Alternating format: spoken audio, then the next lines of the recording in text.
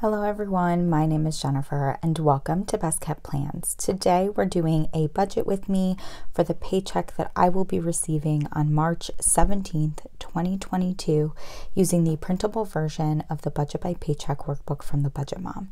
If you're interested in seeing that, please stick around.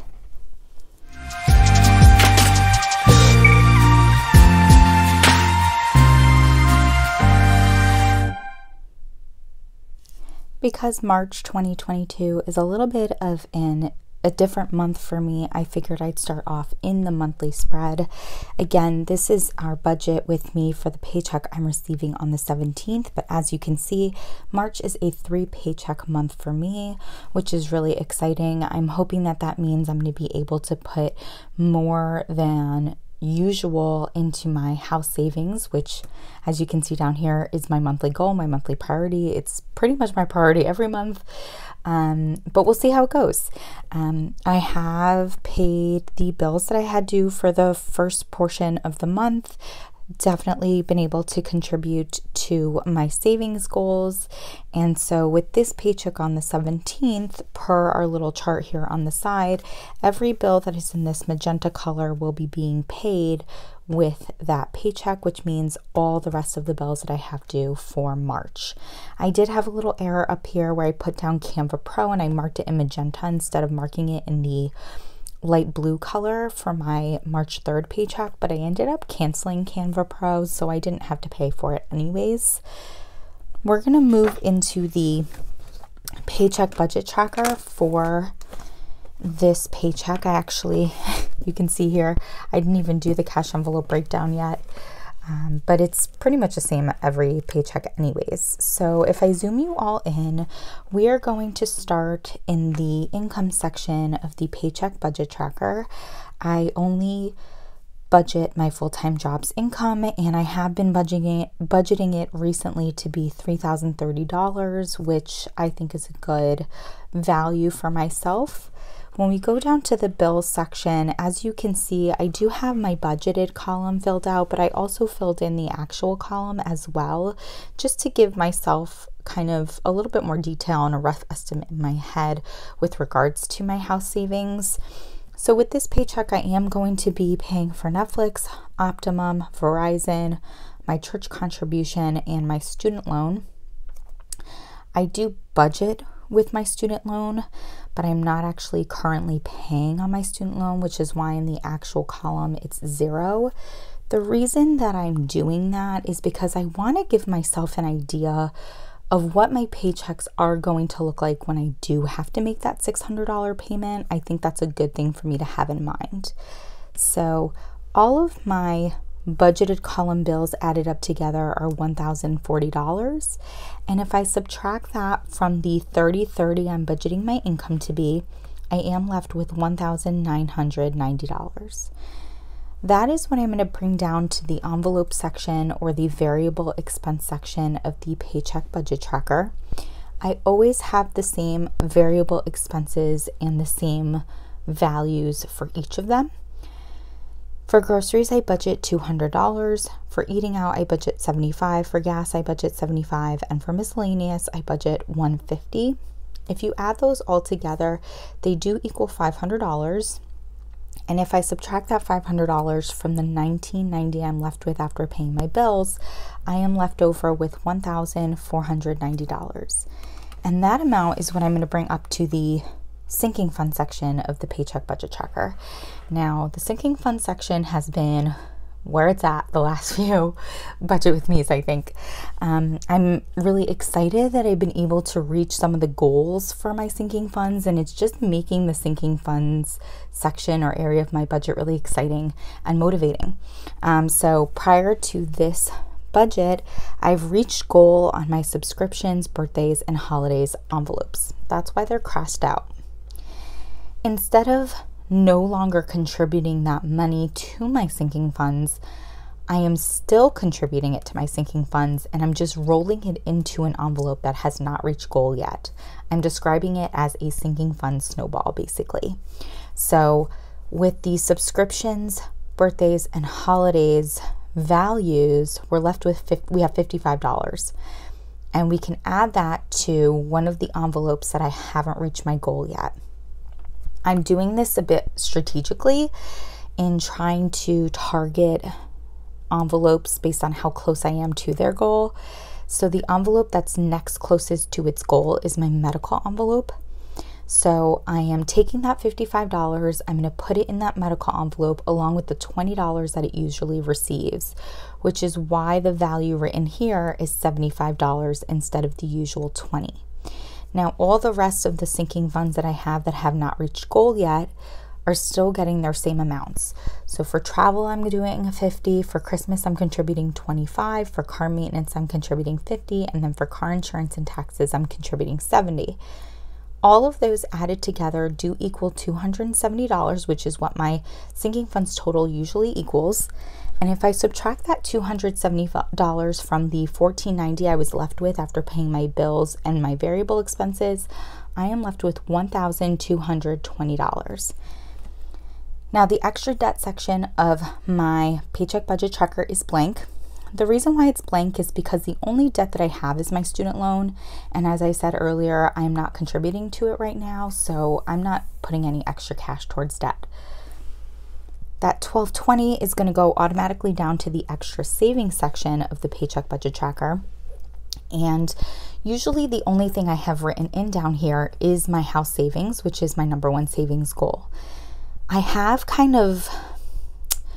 I like to keep a cushion in my checking account.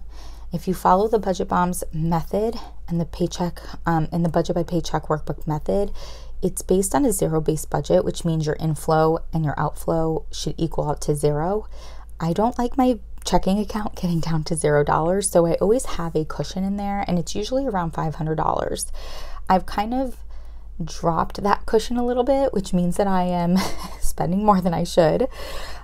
So I want to build it up. I kind of want to push it and put a little extra in there. So I'm actually budgeting. It's not something I normally do. I'm actually budgeting money to go into my cushion, to just stay in my checking account. I'm budgeting $375 to just stay in my checking account. And that means that I'm going to contribute $845 to my house savings. That those two values added up together do equal $1,220, which is why I am left over with $0. Now, this is taking into account a $600 student loan payment, which I'm not making. So what I'm actually going to contribute to my house savings will be more than this $845.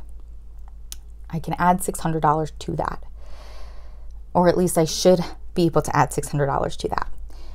I realized literally as I was setting up to film this video that I forgot to take into account my 2022 savings initiative. So I decided that for 2022, giving initiative. I decided I really want to make giving more of a priority. I always give $20 to my church every month. I want to do more than that. And so every month I am picking 4 different charities, and I'm putting a poll up here on YouTube as well as on my Instagram for everyone who likes to follow along with my budgeting to vote on which charity they'd like me to donate $100 to, and then I add up those votes between YouTube and Instagram, and whichever charity has the most votes gets the donation. If you're interested in seeing what charities I have contributed to, or what charities I've kind of highlighted, or what initiatives I've highlighted, I do have a highlight, I think that's what it's called, on Instagram that takes you through all the charities for January and February. For March, I was intending on doing charities all about empowering women or supporting women because it is Women's History Month. But the dire situation in the Ukraine has made me kind of pivot a little bit. And so if you're watching this video, on the 17th, when it's going to post, there will be a poll already up on the community tab and on my IG with the charities that I'm planning on contributing to. And the focus is actually going to be charities that support refugee efforts and that go to war-ridden areas to try and provide aid. So I've decided that that is the initiative for March, and later in the year I certainly can pick a month where maybe there isn't a specific month-long celebration of a certain culture, ethnicity, or race that I'm highlighting to then contribute to charities that are focused on women, women's rights, women's empowerment, the furtherment and betterment of women. I forgot to include that in here though. That's going to come out of this paycheck. So while I can absolutely add $600 to what I'm contributing to my house savings, I also need to realize I need to subtract $100 because of that donation. Also, if you look at my Optimum and my Verizon, what I budgeted to be is a lot more than what I'm actually paying. I kind of forgot. I just keep forgetting that my Verizon bill has gone down. I paid off the phone that I was paying for, and so it's now, $120 versus $165. So that's, $40 difference. And then another $40 difference here in my Optimum. And I think my Optimum bill has kind of gone up and down the last few months, but I think this $274 is going to be pretty accurate to what it'll be in the coming months. So that's another $80 there that I do have to kind of work with. So what I'm going to contribute to my house savings on the 17th when I get paid is going to be more than this $845. I think it can be probably closer to like $1,300, maybe even $1,400. I got to figure it out again, but so it'll definitely be more than this, which is good. That is it for my budget with me. I didn't do my cash envelope breakdown.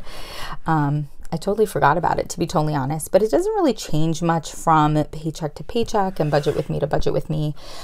So I'll do that before I get paid on the 17th. I'm actually filming this a few days beforehand. So yeah, that's my budget with me. Pretty straightforward for this paycheck. Again, hopefully it wasn't too confusing, kind of explaining why I include my student loan even though I'm not paying on it and how that's going to affect my house savings contribution. Very excited to be saving for a house still. I am actually kind of actively looking for homes now, which is really exciting as well. The market is still absolutely insane, and I have some specifics that I really, really am looking for. And so I'm hoping as the weather gets warmer, more homes become available. I'll be more likely to find something that I really like. But again, just saving as much money as possible towards that in the meantime. If you all have any questions or comments about this budget with me, please do not hesitate to put a comment down below. And as always, everyone, please be safe. Bye-bye.